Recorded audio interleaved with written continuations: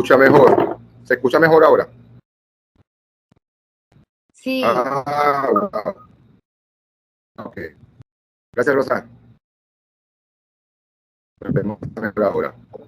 Estaba comentando, Roberto, para ayudar un poquito. Vamos de momento a no mostrar PowerPoint, solamente que hables, que nos comentes el texto, porque si no, no vamos a poder con el ancho de banda, no da. Muy bien, en este PowerPoint. Así que, buenos días, estas son cosas que puede parecer para algunas intimidantes la teoría. En realidad, no debe ser. Las teorías son un tan amplia mental.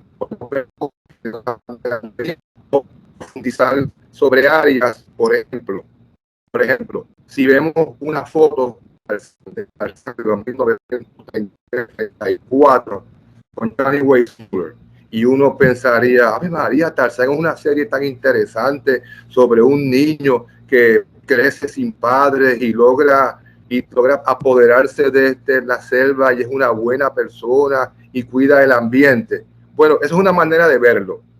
Pero si usamos teoría para profundizar y ir más allá de lo aparente, entonces podríamos ver por medio de la teoría que en realidad lo que motiva la creación de Tarzán, el personaje, es la intención de decir, hasta un niño británico que nunca fue a la escuela es mejor persona y más inteligente que los africanos.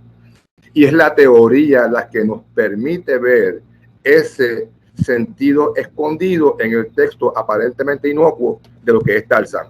Así que con respecto al libro, la audiencia del texto, esta es la segunda edición, la primera fue exitosa y nos ofrece, además de numerosas teorías, pero explicarlas de manera bien concisa, nos provee también un contexto histórico para las crisis y examina el manejo, las estrategias, las audiencias, la comprensión y el aprendizaje y el sentido de ética, todos elementos importantes al momento de teorizar y de practicar la comunicación de crisis. Viendo las 8 o 10 crisis más recientes, mi impresión es que la mayoría de las corporaciones y de los grupos no tienen un comunicador de crisis, una comunicadora de crisis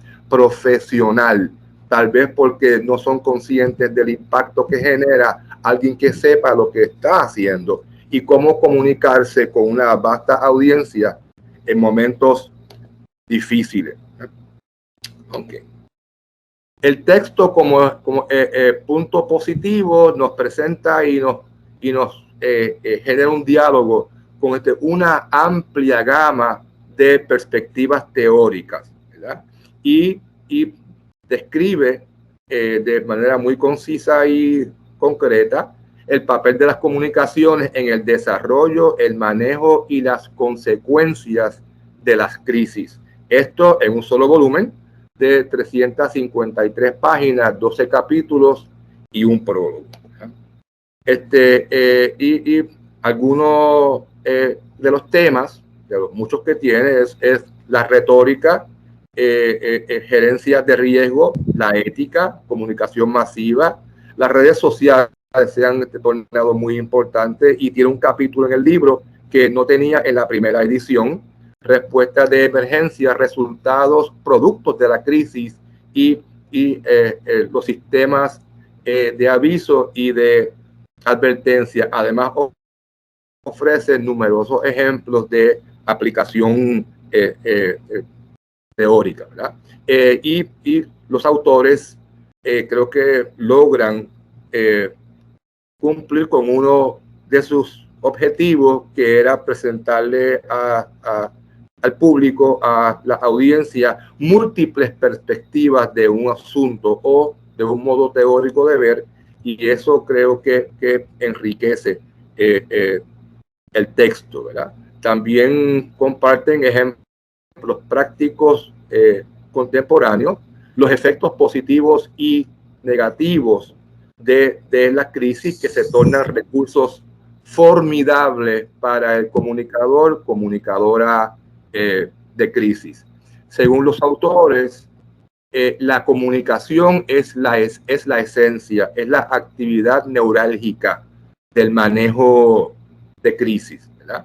Y interesantemente presentan una visión global. Dicen que las crisis rebasan todo tipo de fronteras, ¿verdad? Y evidentemente en el caso de este COVID, los fuegos forestales, el daño ambiental son instancias de crisis que ciertamente rebasan fronteras nacionales.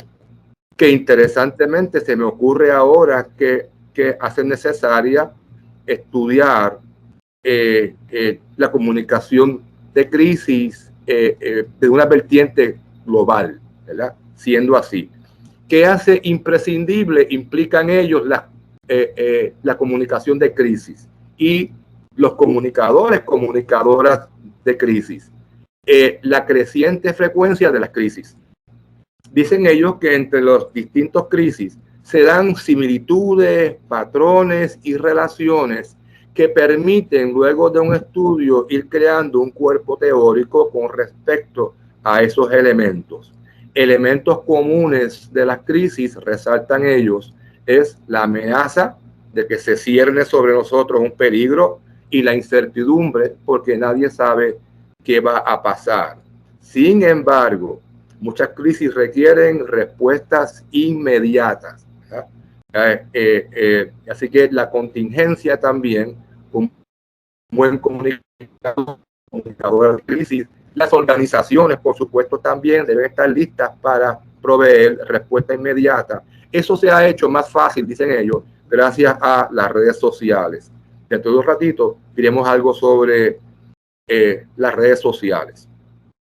Así que les parece que en el estudio de las crisis, en la práctica de la comunicación de crisis, existen ciertos marcos metodológicos que incluyen descriptivo, describir cada propuesta teórica y retórica, cómo es que funciona el lenguaje en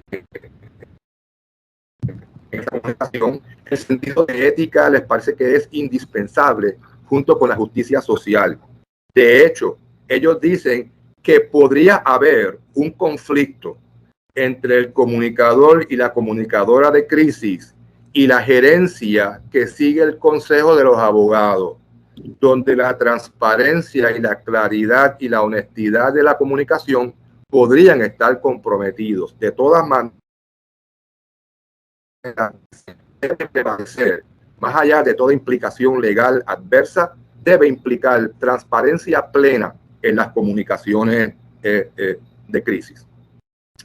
Y entonces, para ver el asunto como practicante, como teórico, teórica, urge entonces ver qué es la crisis. La crisis, como la definen ellos, implica una fractura radical de lo normal, de lo usual, que viola presunciones y expectativas generales.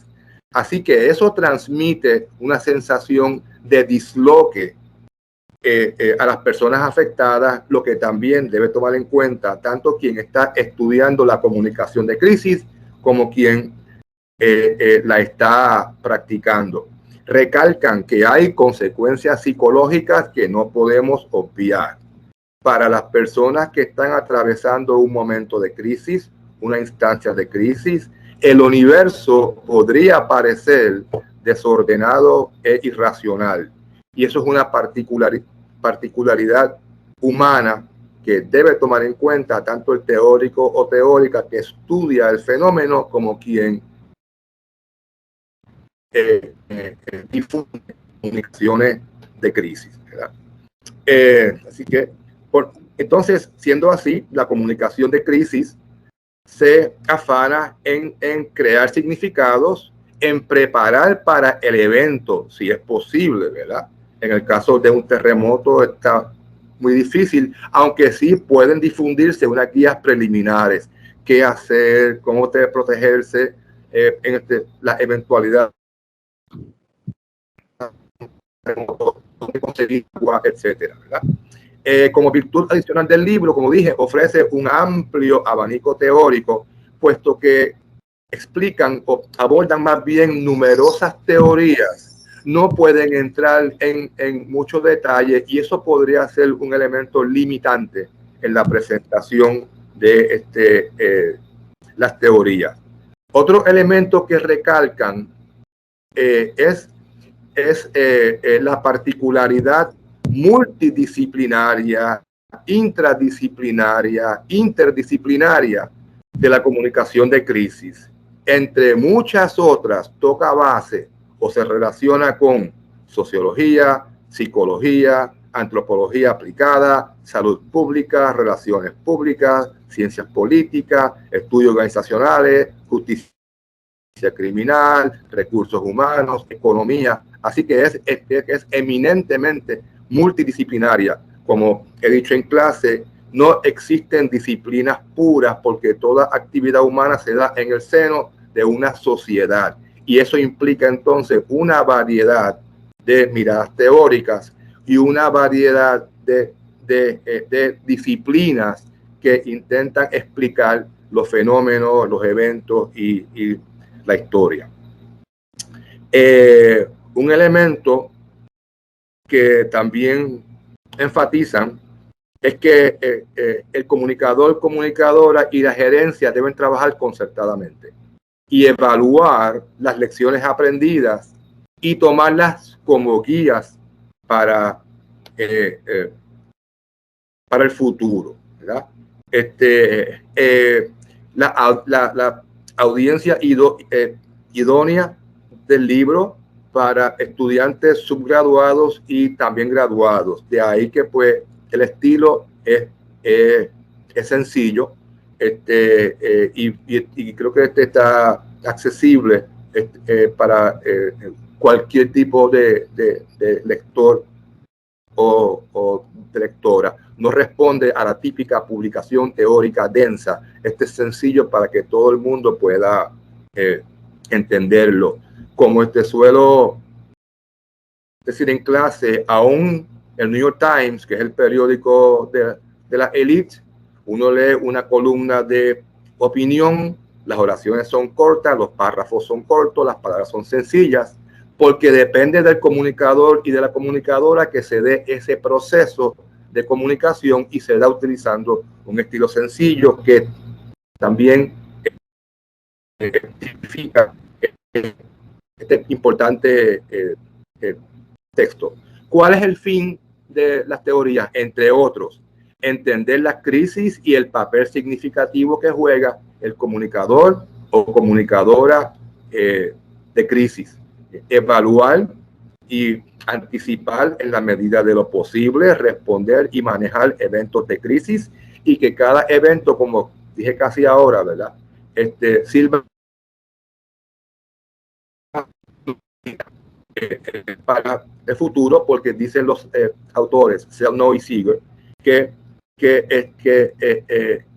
las crisis no solamente se están dando con mayor frecuencia, sino que se traducen o movilizan fuerzas sociales, políticas, económicas y ambientales. Y muy interesantemente, no había visto ese detalle antes, lo releí en el texto. Un evento, dicen ellos, genera cambio más rápidamente que cualquier otro fenómeno que una crisis. ¿Verdad? Okay. Por ejemplo, se está dando una crisis en el mercado laboral en Estados Unidos porque están optados por no regresar al trabajo. El New York Times, en el espacio de 5 o 6 días, ha publicado artículos sobre el particular, los 3 escritos por economistas. El titular de uno es Good News, there's a labor shortage. Buenas noticias, hay escasez de mano de obra.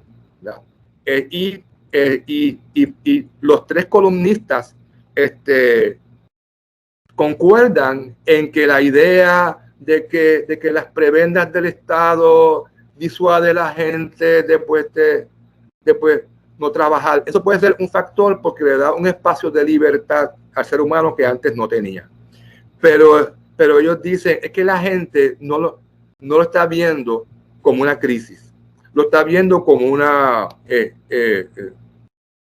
oportunidad, ¿verdad? Y dice uno de los columnistas en esta evaluación de la crisis del mercado laboral, ¿verdad? Dice que la manera en que la gente valora su tiempo ha cambiado. Los norteamericanos dicen están menos dispuestos a llevar a cabo trabajo de poca paga y que no les genera ninguna satisfacción humana. En eso coinciden los tres articulistas. Así que qué interesante cómo una crisis se genera una conducta laboral novedosa. Para estos tres columnistas, eso es positivo. De hecho, uno de ellos resalta que en Canadá los trabajadores que ocupan las posiciones menos remuneradas ganan un tercio más que sus contrapartes norteamericanos, y ni hablemos del sistema de salud canadiense ni el educativo. Eso es otra cosa. Okay. Otro de los columnistas titula su columna Americans don't want to return to low wage jobs. Así que lo están enfocando como que hay una expresión de resistencia a ocupar puestos que llevan a salarios de precaria subsistencia.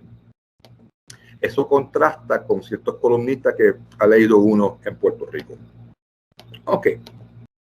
Así que el texto nos da una visión panorámica de numerosas comunicaciones de crisis, al menos nos pone en contacto con esas teorías. Entonces, pues, depende del lectora buscar más información. Sin embargo, hace un buen trabajo presentando una amplia variedad. Inclusive revisitan y evalúan el trabajo de colegas que están trabajando en distintas teorías de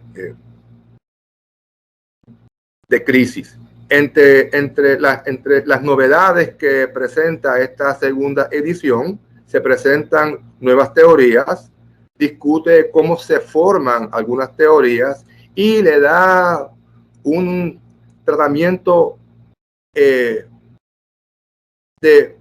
podemos decir, protagonista a las redes sociales. Se han tornado tan importantes que uno de los capítulos nuevos en esta segunda edición está dedicado precisamente a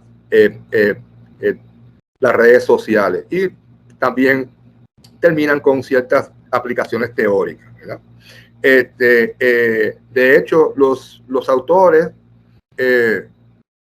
enfatizan similitudes, diferencias, patrones y relaciones inherentes a diversos tipos de crisis, y eso permite su análisis mediante distintos tipos de examen teórico. Claro, para mí eso puede ser problemático, depende cómo se aborde, porque a veces, no siempre, a veces tiendo a coincidir con uno de los grandes pensadores franceses del siglo XX, Michel Foucault.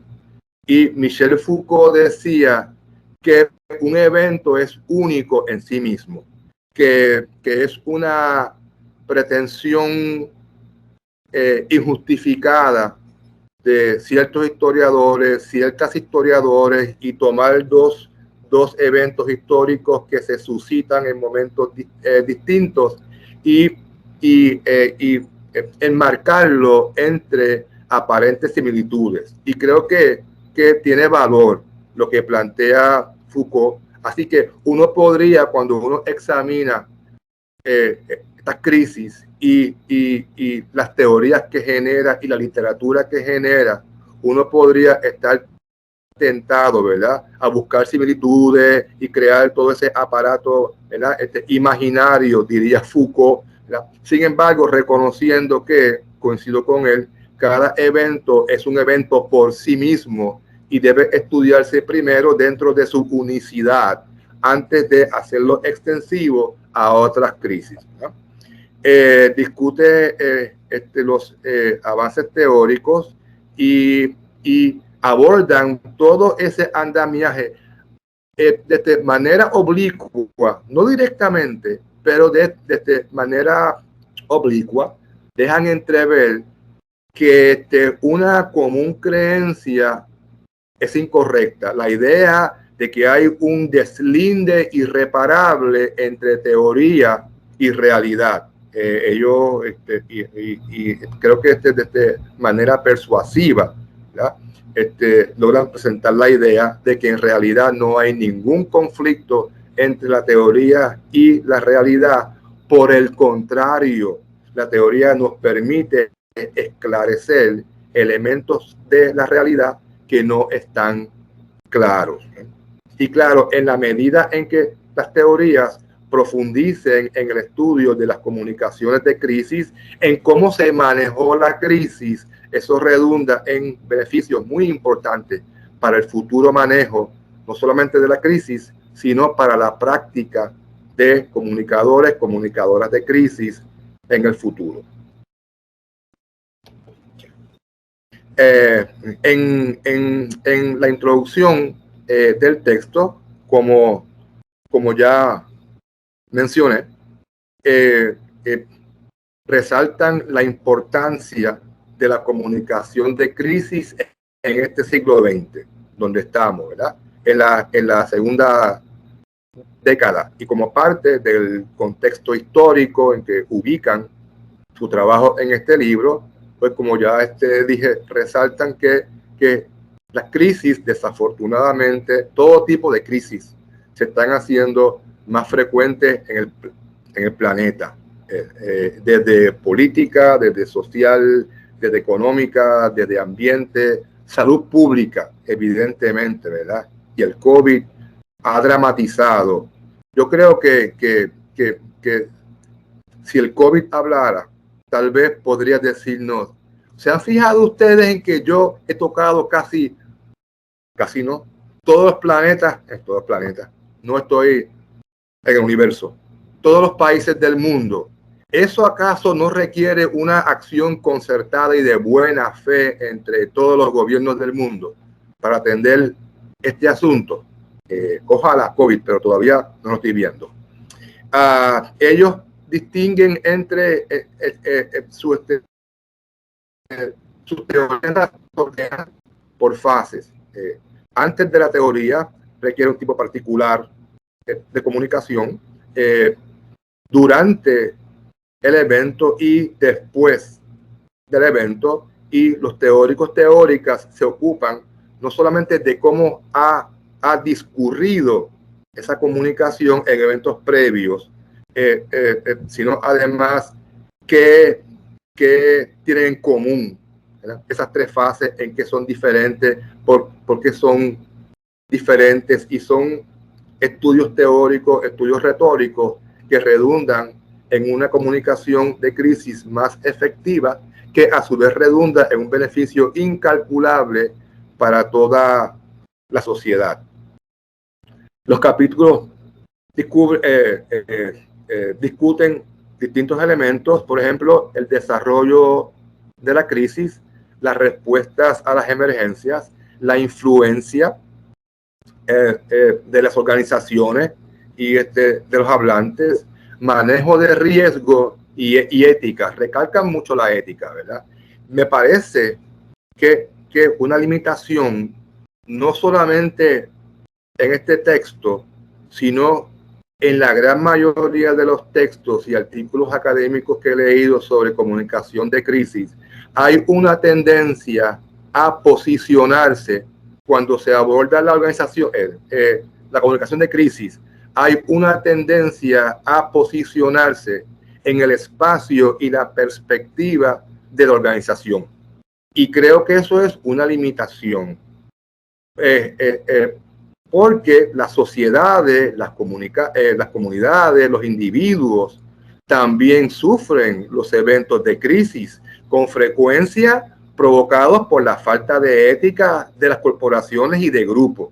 Así que creo que eso es una limitación.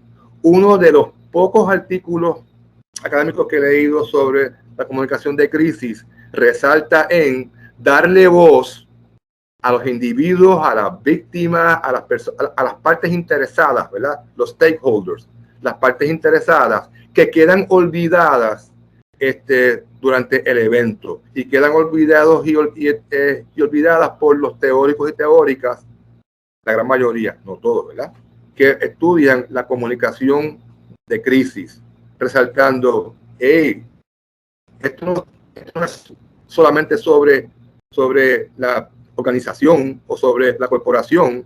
Hay una gente que ha sufrido las consecuencias de esta crisis y hay que apoderar esos individuos, esas comunidades. Y de ahí que que sea tan importante la ética y, como expresé al principio, la posibilidad de un conflicto entre comunicador y comunicadora con la gerencia, con los abogados del grupo, queda latente, ¿verdad? Porque los intereses pueden estar opuestos, ¿verdad? El comunicador, comunicadora de crisis, sigue su concepción ética de que debe haber absoluta transparencia en la información que se transmite, muy particularmente si la organización ha causado daño, tiene que ser transparente, pero, dicen los autores, es muy posible que la organización opte por seguir la asesoría de los abogados que limitan la información que puede difundirse.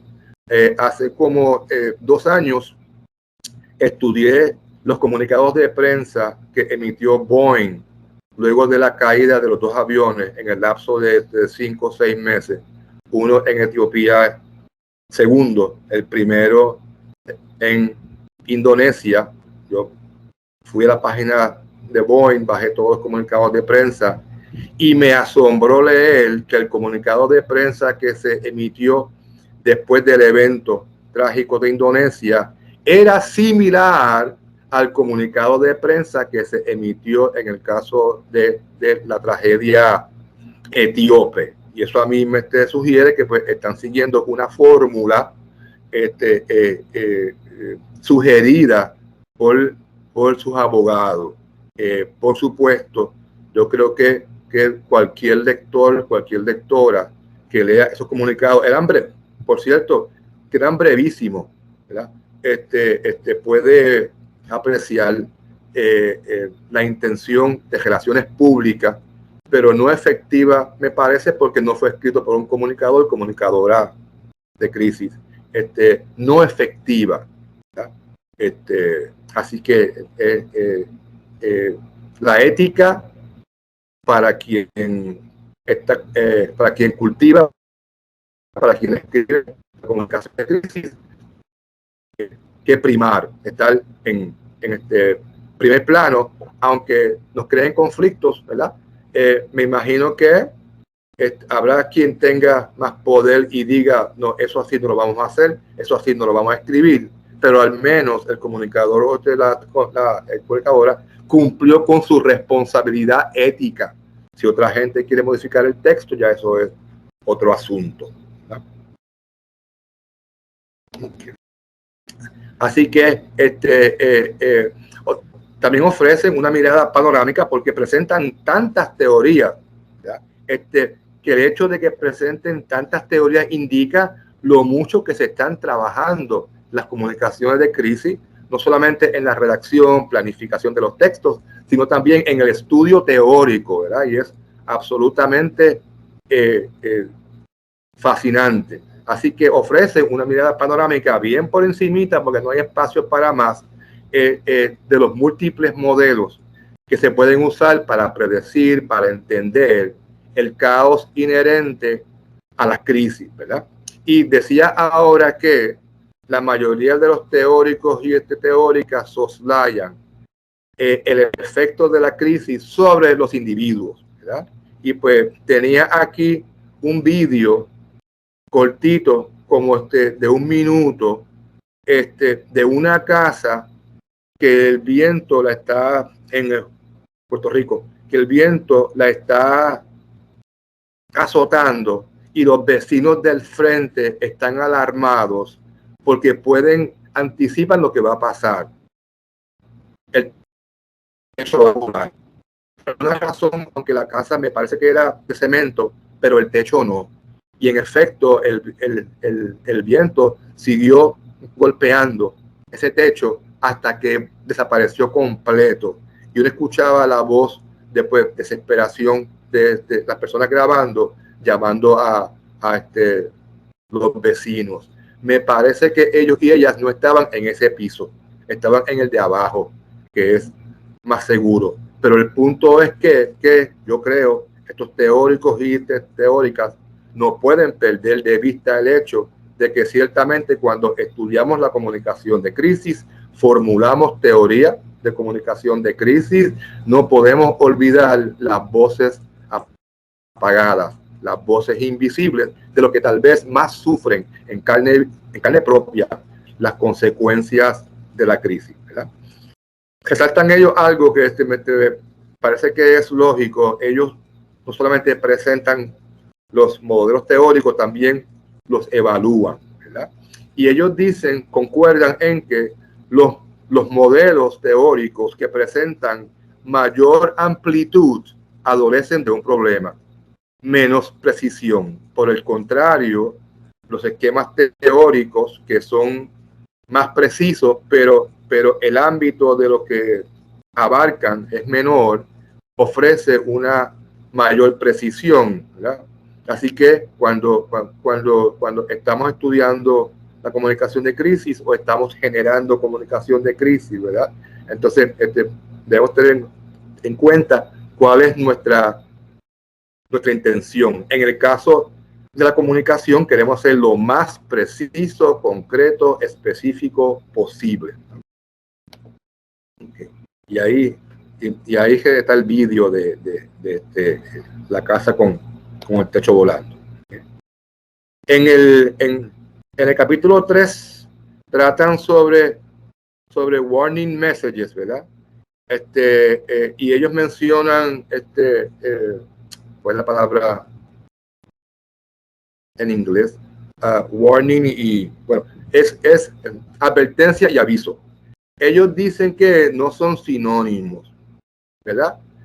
El aviso plantea la posibilidad de que ocurra un evento. La advertencia plantea la inminencia del evento. Así que en su discusión, los mensajes de aviso y de advertencia presentan esa distinción que uno, ¿verdad? En el habla cotidiano, uno podría usarlos indistintamente, pues ellos nos recuerdan que no, el aviso es una cosa y la advertencia es otra cosa, ¿verdad? ¿En qué se enfocan los teóricos y las teóricas? ¿Qué es lo que quieren mirar, ¿verdad? Quieren mirar cómo se comunica el riesgo mientras transcurre el evento. Si mi memoria no me falla, para el huracán María, estaba estaba en el aire, corríjame alguien, había en el aire una sola emisora radial. Confieso que es una que yo no escucho, Guapa Radio. Pero Guapa Radio abrió sus micrófonos a los periodistas de todos los medios, porque era el único medio radial que estaba en funciones durante este terrible evento de crisis. La efectividad de los mensajes de advertencia y de aviso, dicen ellos, y es lo que examinan, y es a su vez lo que debe procurar el comunicadora de crisis es la calidad de la comunicación y de la consistencia, ¿verdad? Mis estudiantes se ríen porque yo tengo como un mantra, ¿verdad? Y les digo, recuerden que los escritores y las escritoras todos leen porque la lectura incide sobre la calidad de lo que estamos comunicando, ¿verdad? Así que la calidad entonces se torna ya no un mero ejercicio académico, ¿verdad? Sino en un ejercicio crucial que te puede implicar salvar vidas o que vidas se pierdan. Así que ellos insisten, los mensajes de aviso y de advertencia, y esto no es negociable, tienen que tener calidad y consistencia, lo que me lleva a recordar en mi memoria endeble, en momentos de crisis, haber escuchado información conflictiva, y eso no debe suceder porque entonces todos nos confundimos y es bien peligroso. Una modalidad que ellos reconocen que ha surgido es el mensaje de texto de los teléfonos como sistema de aviso o advertencia. En la comunicación de crisis, eso es una novedad que pues propicia la tecnología, ¿verdad? Y reconocen que algunas organizaciones, y esto más adelante lo discuten en mayor detalle, sus investigaciones reflejan que las organizaciones, por ejemplo, las corporaciones o aún agencias del Estado, tratan de soslayar las redes sociales.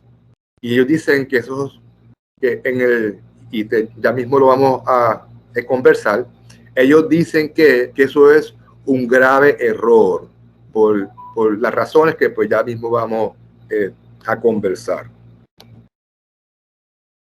Okay. Así que generalmente dicen ellos, cuando se emiten mensajes de advertencia o de aviso, ¿verdad? Cuando ellos discuten estas teorías de los mensajes de aviso o de advertencia, como ya dije antes, no profundizan ni especifican, meramente describen el proceso general de comunicación y qué cosas atraen la atención de los teóricos y de la teórica, ¿verdad? Los autores no, pero los teóricos y teóricas que ellos mencionan en su discusión de los múltiples modelos que presentan, esos teóricos y teóricas, si la comunicación resulta inefectiva, responsabilizan al receptor. Y eso evidentemente es problemático y puede significar hasta un prejuicio, un bias, ¿verdad?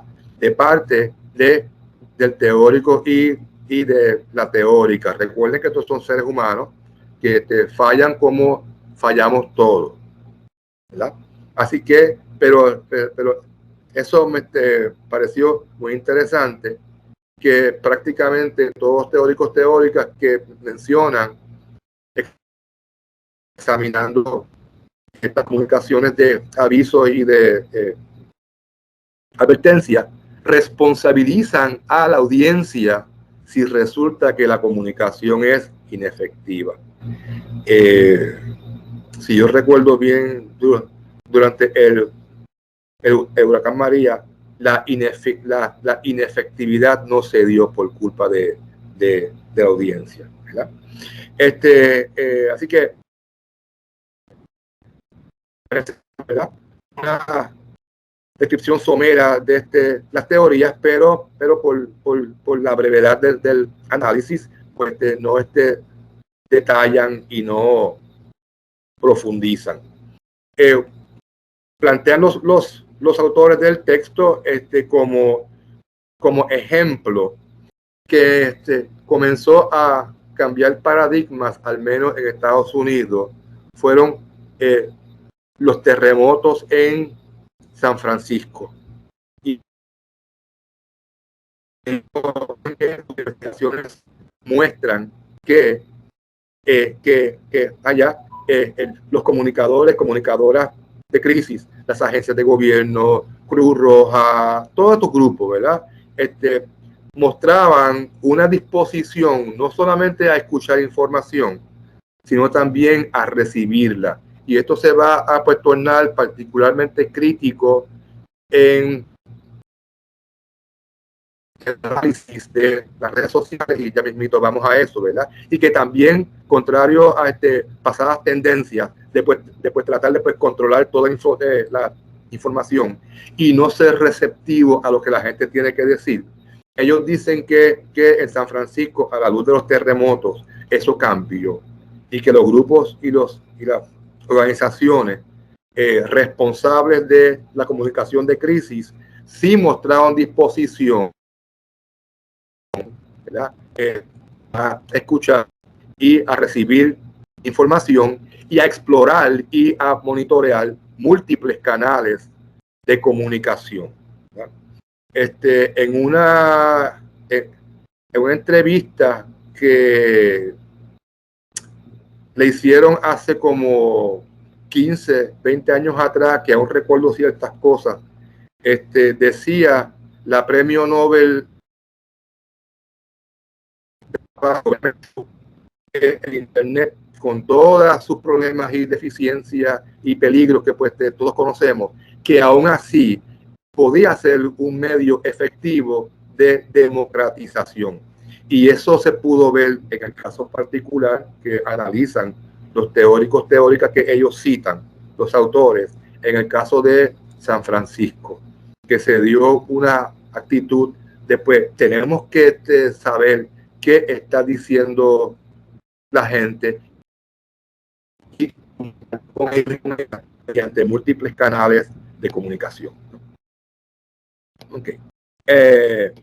Dicen ellos que entonces los procesos de aviso y de advertencia se tornan en procesos de comunicación y decisional, y que empieza ahora también los teóricos y teóricas reconsideran y empiezan entonces a evaluar la posibilidad de dialogismo, de la relación dialógica, ¿verdad?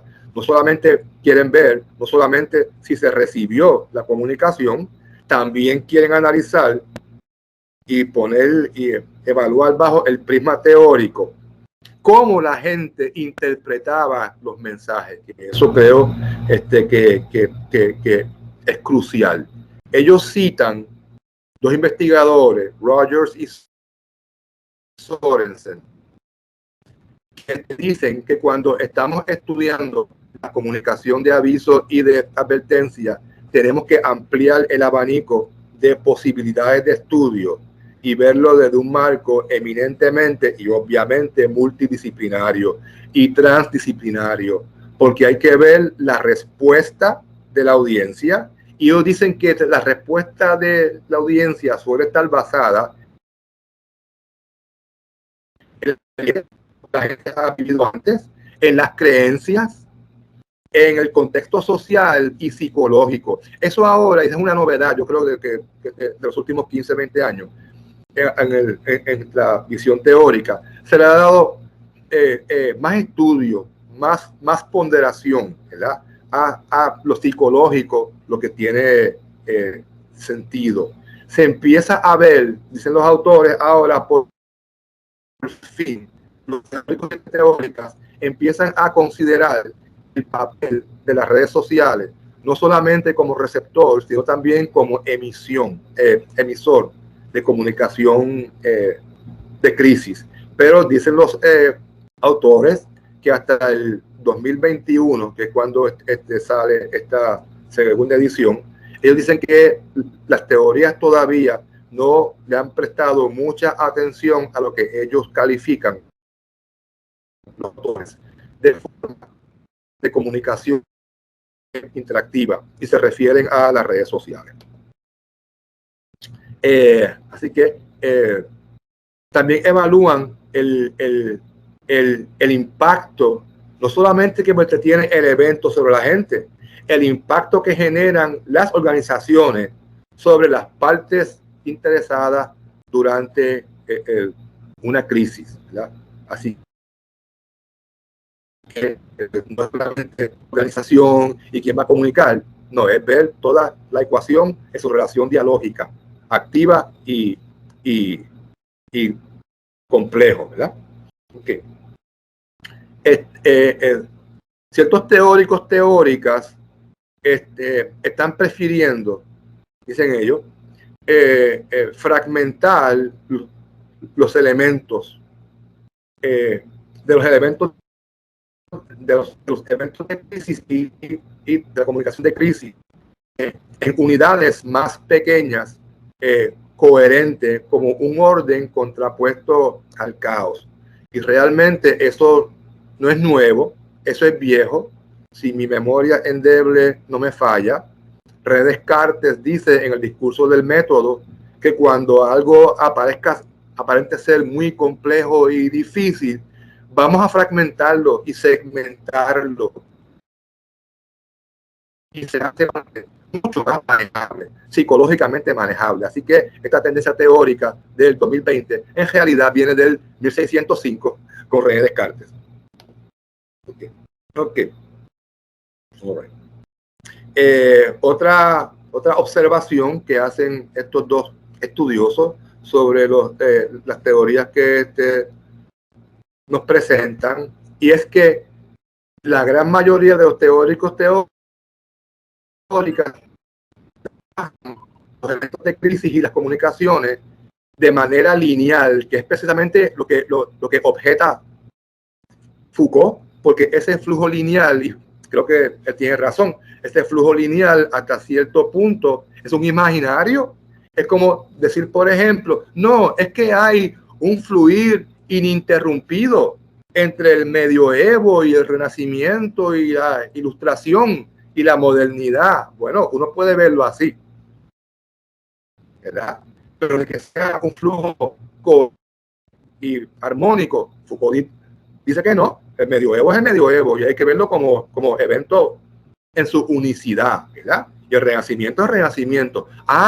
De que se dé un overlapping, una comunicación, unas similitudes, son otros 20 pesos, ¿verdad? Diría. Así que, dice él, los autores, la gran mayoría de los teóricos, teóricas que hemos examinado la complejidad y los elementos que no son lineales. Así que ese es un elemento teórico a considerar y de comunicación a considerar para el futuro, ¿verdad? Ok, perfecto. Ok. En capítulos posteriores, ¿verdad? Cambia el enfoque teórico, ya nos trae visiones más adelantadas, teóricas, porque ahora se ubica, los pueblos más recientes, ubican al público en el centro del sistema de comunicación. Por lo tanto, queda desestabilizada la idea aquella tradicional de un emisor y un receptor y un canal. De hecho, Bakhtin dice que tal cosa como un emisor y un receptor pasivo no existe. Bakhtin dice que cuando estamos escuchando, en el acto de escuchar, en el de escucha activa, estamos fraguando una respuesta y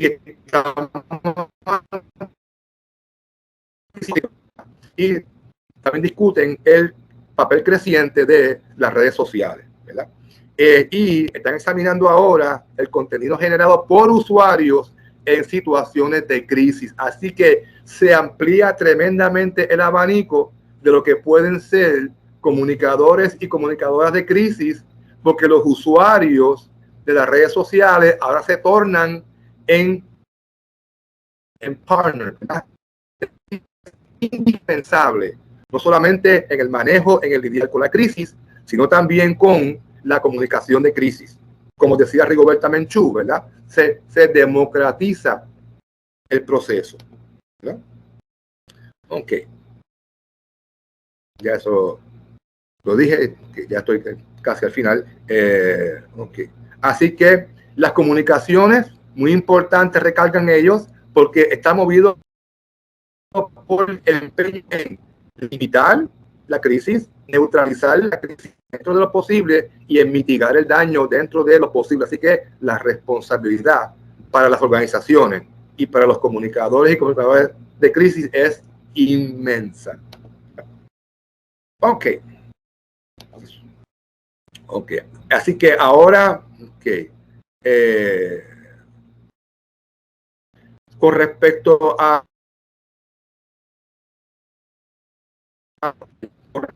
las redes sociales, ¿verdad? Que le dedican el capítulo 8, social media. Las teorías de comunicación focalizan ahora, en particular, la comunicación de riesgo, pues realmente todas, desde las perspectivas organizacionales, comunitarias,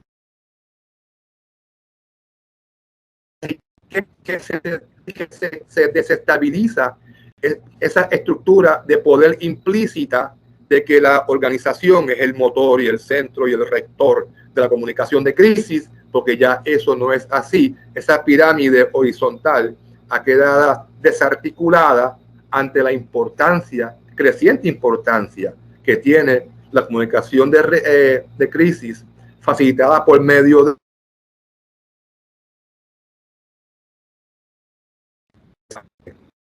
Así que, por lo tanto, ahora teóricos y teóricas están estudiando que la percepción y la respuesta a la crisis a la luz de las comunicaciones de crisis posibilitadas por las redes sociales, ¿verdad? Y entonces, interesantemente, usan esta palabra, doctora Guzmán, que ahora se da a raíz de las redes sociales, construcción y de construcción de la crisis, porque la gente sabe de construir, tal vez no lo llamen así, pero la gente, los seres humanos, podemos problematizar lo que recibimos, los mensajes que recibimos. Así que ellos dicen, los estudios revelan que ciertamente las redes sociales, los usuarios sí pueden tomar un mensaje y romperlo en pedacitos y ver cuáles son las intenciones que realmente están ahí ocultas, ¿verdad? Así que el contexto es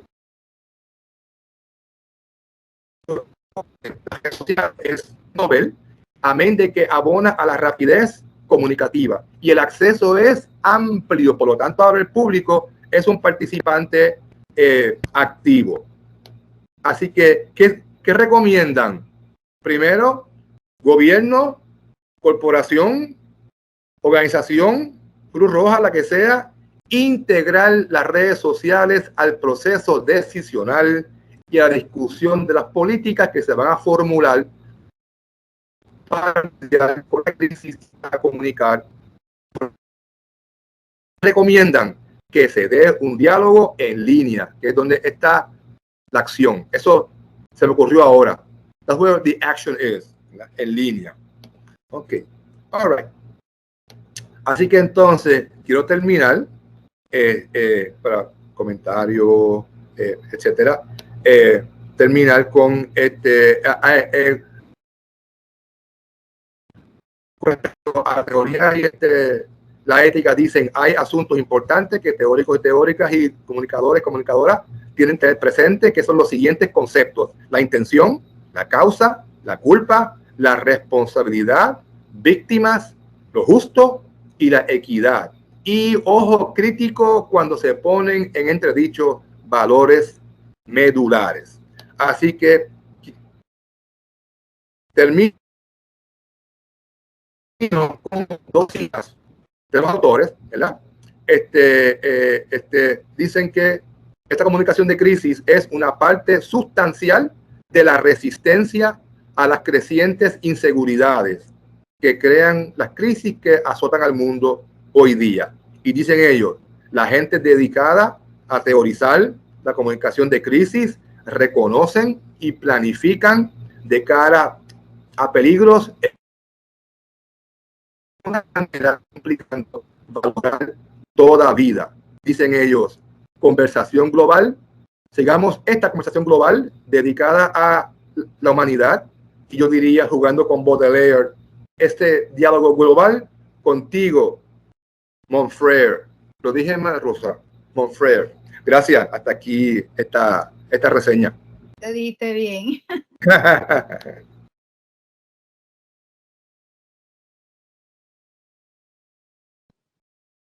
Bueno, yo quiero felicitarte, Roberto, felicitar a Juan porque esta iniciativa ha sido un éxito semestre tras semestre y la hemos adoptado, y si no se da, pues ya nos hace falta.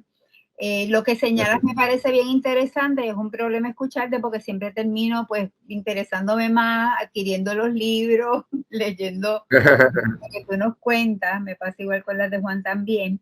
Pero yo no sé si Juan y Sandra recuerdan además cuando hace muchos años vino una profesora argentina de la Universidad de Palermo en Argentina y nos dio unos seminarios de capacitación, nos certificaron, ¿verdad? Estuvimos trabajando una semana sobre comunicación empresarial, y yo siempre cito, porque de lo que ella nos dio, algo de lo que tú has señalado, y es que muchas organizaciones, empezando tal vez por el mismo gobierno, no hay una persona, no hay nadie designado con un plan estratégico de comunicación empresarial para trabajar en situaciones de crisis. Y por eso entonces el sal para afuera, como que todo el mundo opina. Cualquier persona que tenga un puesto de poder opina sin ninguna estrategia, sin táctica, sin evaluaciones, a veces sin objetivos definidos. Nos ha pasado, o sea, de María para acá es bien evidente, pero esto viene de mucho antes de María, ¿verdad? La electricidad es un ejemplo también de una crisis, ¿verdad? Que venía ya hace tiempo, era crisis hace más de 30 años, pero pues ahora es que explotó. Y entonces yo pienso que uno de eso que dicen los autores, que tiene que haber alguien dentro de las empresas, las organizaciones, las instituciones, que esté a cargo de ese plan estratégico ante una crisis. Ella trabajamos, Sandra y Juan se acuerdan, que trabajamos en aquel momento el caso de Virginia Tech. ¿Te acuerdas? Sí, me acuerdo. Sí, seguro. El caso de Virginia Tech, y trabajamos también en el derrame de petróleo. Sí. Y cómo esas instituciones o empresas, ¿verdad? Porque una era universidad y otra no, trabajaron tanto con el público interno como con el público externo, y cómo en medio de la crisis la información fue fundamental para ayudar a primero para resolver la crisis, y en segundo lugar para proyectar una imagen saludable de lo que se estaba haciendo en esa empresa. Así que me gustó mucho porque va a tono con algo que yo rescato siempre de Paola, y que señaló en el salón de clases. Gracias, Roberto. Por la invitación. Agradecido a doctor Peña, a la doctora Guzmán, a la doctora Sepúlveda, a los compañeros y compañeras estudiantes que nos acompañaron en esta conversación. Sí, esto con permiso. Sí, yo quería acompañar las palabras de Rosa.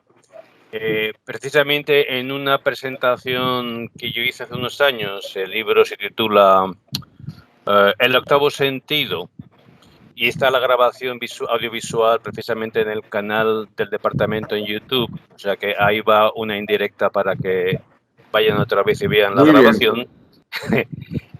Hay un capítulo en el que el autor habla de lo que él llamó, de una manera un poco cómica, el efecto Federico, el factor Federico.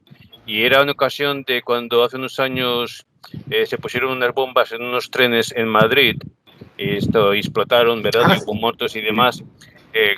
Que realmente nadie de la compañía salió a la prensa, a los medios de comunicación, y tuvo que ser uno de los pasajeros en el tren, alguien que se llamaba Federico, que tuvo que hacer de una mala manera, tuvo que hacer como el que hacía el comunicado de prensa, el que se relacionaba con la prensa y decía lo que había pasado desde su perspectiva, desde su conocimiento tan parcial de lo que había ocurrido.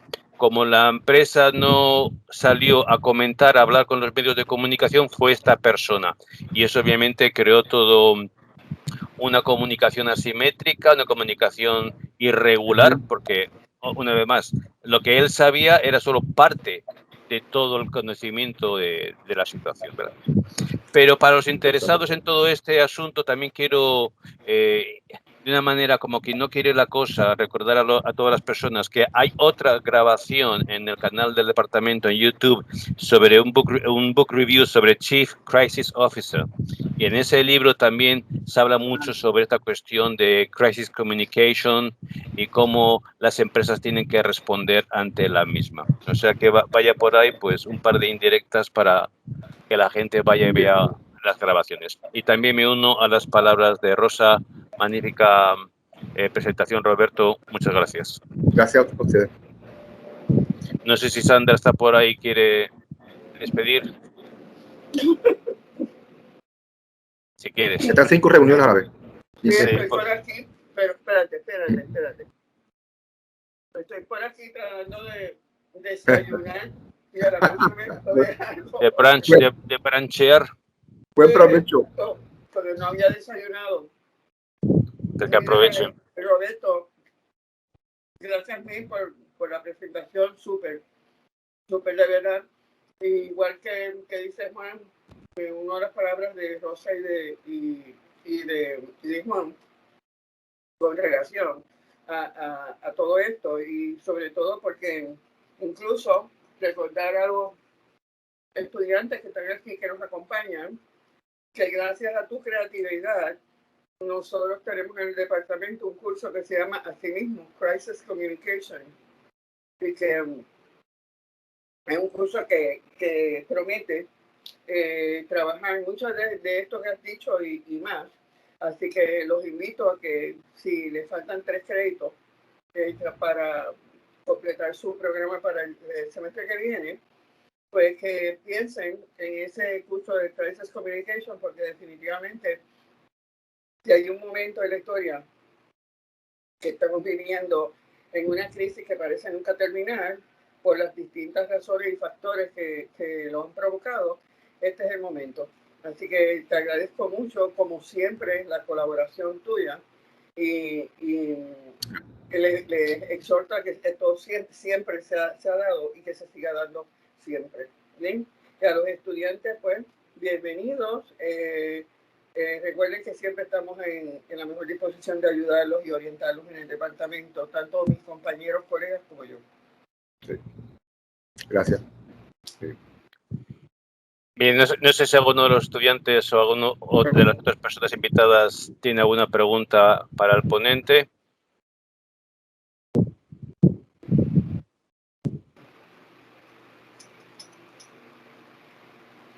No, pues está bien, de acuerdo. Pues gracias a todos por asistir. A Roberto, obviamente, muchas gracias por toda tu actividad.